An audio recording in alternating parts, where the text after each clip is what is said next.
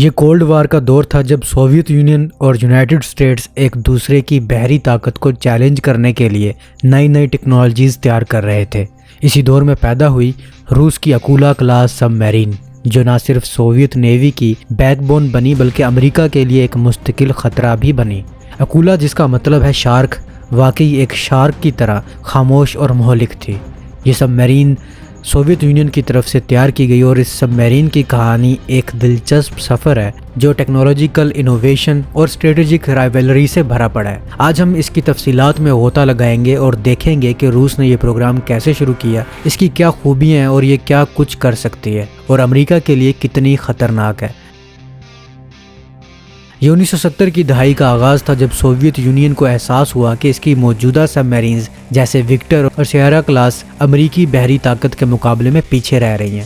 امریکی نیوی کی Los Angeles class سب marines تیزی سے ترقی کر رہی تھی، جو نہ صرف تیز تھی بلکہ خاموش بھی، اور سوویت سب میرینز کو آسانی سے ٹریک کر سکتی تھی۔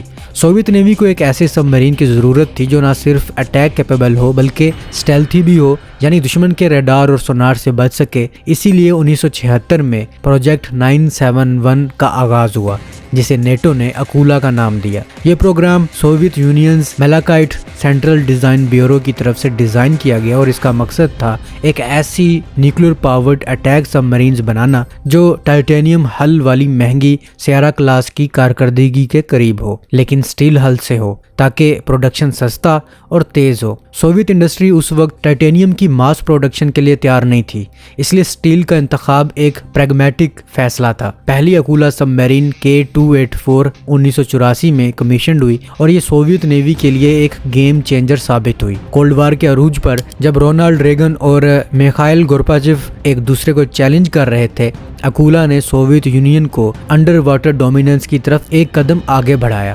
پروگرام کی شروعات میں سوویت انجینئرز نے اپنے پرانے ڈیزائن سے سبق سیکھے، جیسے کہ ڈبل ہل سسٹم کو بہتر بنایا جو ریزرو بیونسی کو بڑھاتا ہے اور سب مرین کو زیادہ محفوظ بناتا ہے۔ لیکن یہاں ایک ٹوسٹ ہے، اکولا کی اسٹیلتھ کیپیبلٹیز میں ایک بڑا ہاتھ تھا جاپان سے چوری کی گئی ٹیکنالوجی کا۔ 1980 کی دہائی میں سوویت یونین کو اپنی سب مرین کے پروپیلرز کو زیادہ خاموش بنانے کی ضرورت تھی، کیونکہ پرانے پروپیلرز کی آواز امریکی سونار آسانی سے پکڑ لیتی تھی۔ یہاں توشیبا کونگسبرگ سکینڈل سامنے آیا جو ایک انٹرنیشنل ایسپیوناج اور انلیگل ٹریڈ کی کہانی ہے۔ توشیبا، جو جاپان کی ایک بڑی الیکٹرانکس اور مشینری کمپنی ہے، اس نے ناروے کی کونگسبرگ ویپن فیبرک کے ساتھ مل کر سوویت یونین کو سوفسٹیکیٹڈ ملنگ مشینز اور نومیریکل کنٹرول سسٹمز بیچے۔ یہ 1982 سے 1984 کے درمیان ہوا اور یہ Coordinating Committee for Multilateral Export Controls کی خلاف ورزی تھی، جو ویسٹرن کنٹریز کی طرف سے سوویت بلاک کو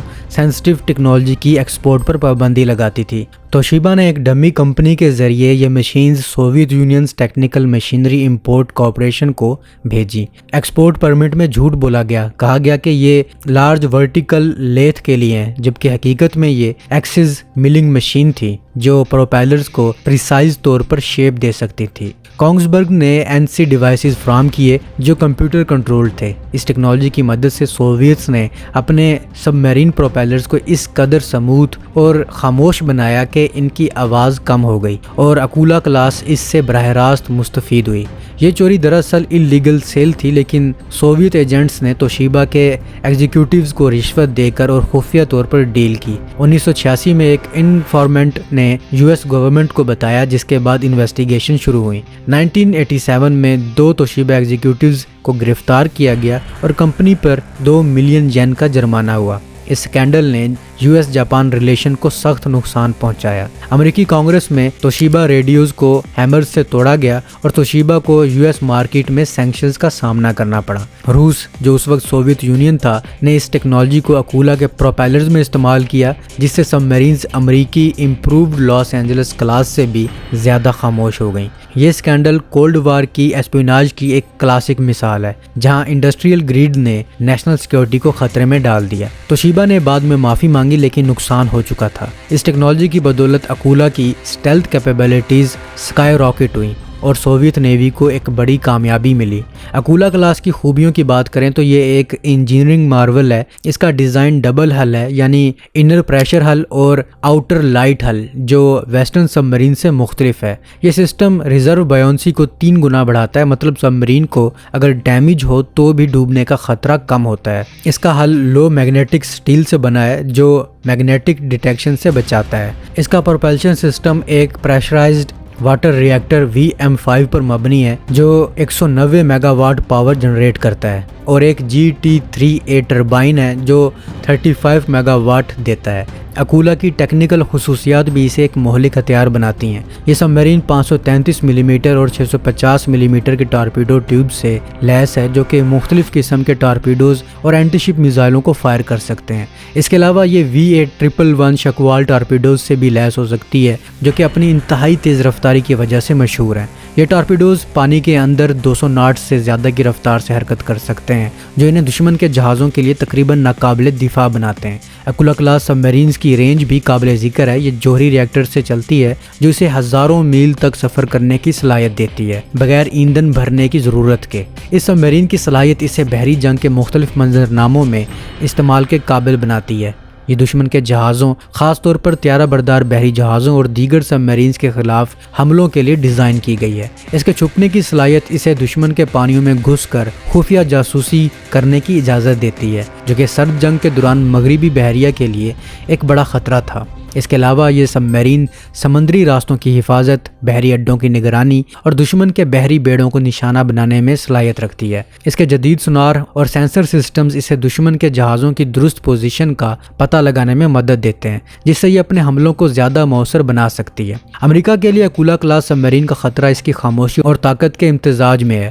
سرد جنگ کے دوران امریکی بحریہ کی سب سے بڑی تشویش سوویت سب مرینز کی وہ صلاحیت تھی جو انہیں امریکی طیارہ بردار بحری جہازوں کے قریب پہنچنے اور انہیں نشانہ بنانے کی اجازت دیتی تھی۔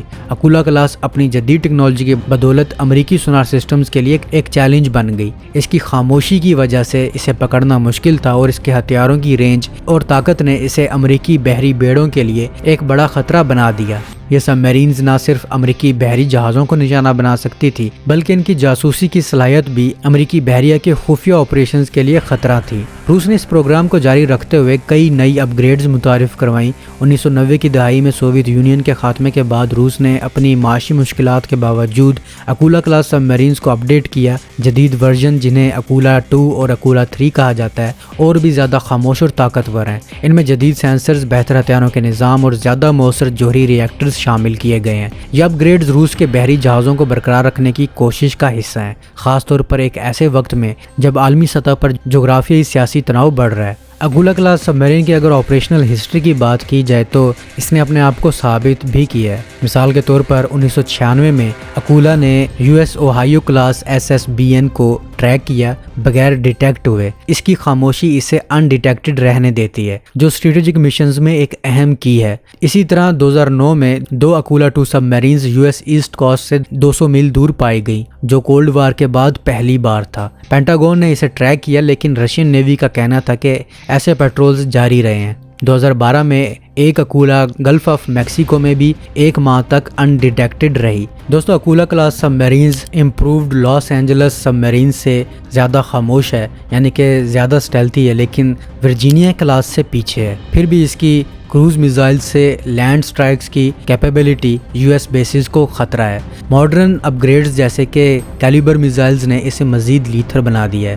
روس کے پاس اب بھی 15 اکولا ہیں، جن میں سے کچھ لیزڈ ہیں، جیسے کہ انڈیا کو لیزڈ پر دی ہوئی ہیں۔ یہ سب مرینز آرکٹک سے پیسیفک تک پیٹرولز کرتی ہیں اور US نیوی کو اینٹی سب مرین کیپیبلٹیز کو بہتر بنانے پر مجبور کرتی ہیں۔ اگر وار ہو تو اکولا سپلائی لائنز کو ڈسرپٹ کر سکتی ہے، جو کہ US اکانومی کو ہٹ کرے گی۔ تو اب تک کے لیے اتنا ہی۔ Subscribe for more.